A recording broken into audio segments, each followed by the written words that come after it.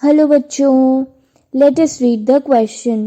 Two thin lenses, one convex of focal length 30 cm and the other concave of focal length 10 cm, are in contact. The combination will behave like a converging lens or a diverging lens, a plain glass slab or a lens having no power.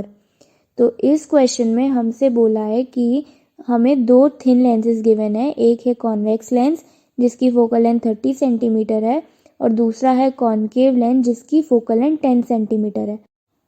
और हमें निकालना है कि ये जो system है वो किस वे में एक्ट करेगा. सो द की कॉन्सेप्ट जो हम इस क्वेश्चन में यूज़ करने वाले हैं वो है focal length equivalent. We are going to find the equivalent focal length of this system, जो कि कॉन्केव और कॉन्वेक्स लेंस को जोड़ के हमें जो फोकल लेंथ मिलेगी वो है इक्विवेलेंट फोकल लेंथ.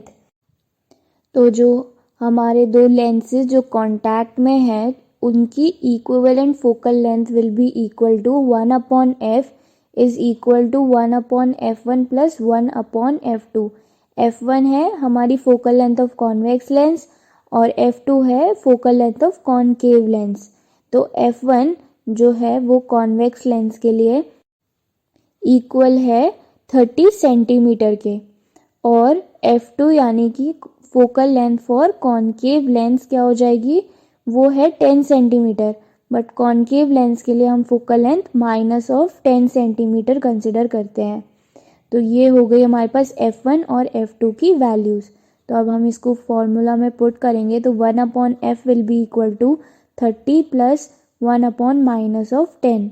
तो we will get 1/30 minus 1/10 will be equal to 1 minus 3/30 and that will be minus 2/30 and which is minus 1/15.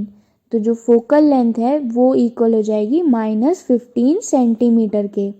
अब क्योंकि हमारी जो इक्विवेलेंट फोकल लेंथ आई है वो है नेगेटिव, तो और नेगेटिव यूज़ करते हैं हम कॉन्केव लेंसेज के लिए. तो जो नेगेटिव फोकल लेंथ है वो रिप्रेजेंट कर रही है हमारे पास कॉन्केव लेंस और कॉन्केव लेंस होता है एक डाइवर्जिंग लेंस. सो जो सिस्टम है हमारा of two thin lenses, one convex and one concave, वो बिहेव करेगा एज अ कॉन्केव लेंस यानी कि it will be a diverging lens.